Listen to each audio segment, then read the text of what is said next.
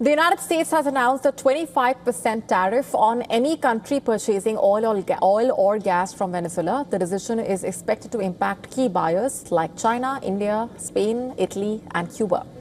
Venezuela accounted for 0.9% of global crude output in 2024.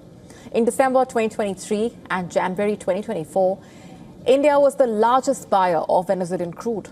That month, India accounted for nearly half of Venezuela's total oil exports, which stood at 557,000 barrels per day. By February 2025, China became the largest buyer of Venezuelan crude. In 2023, Venezuela exported $3.81 billion worth of goods to the U.S., primarily crude petroleum. However, ongoing sanctions have significantly reduced trade volumes over the past 5 years.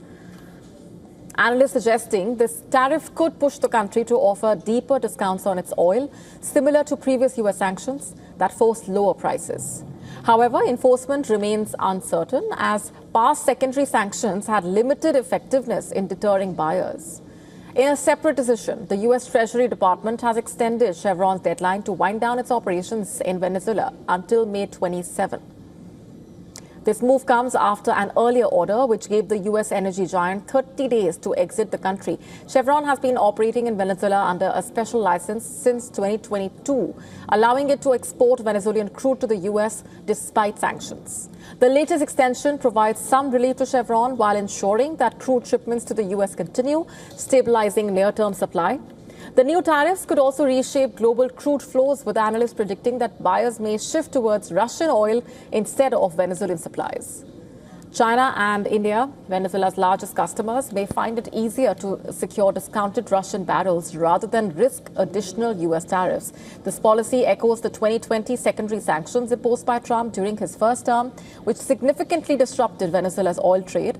The move is also tied to Trump's broader crackdown on illegal migration, as he accused Venezuela of sending tens of thousands of violent individuals to the U.S. Meanwhile, President Nicolas Maduro has rejected the new sanctions, calling them an economic war and claiming they will not weaken Venezuela's resolve. However, with limited buyers and increasing restrictions, the country's oil revenues could take a fresh hit. To stay up to speed with the latest news, download the WION app and subscribe to our YouTube channel.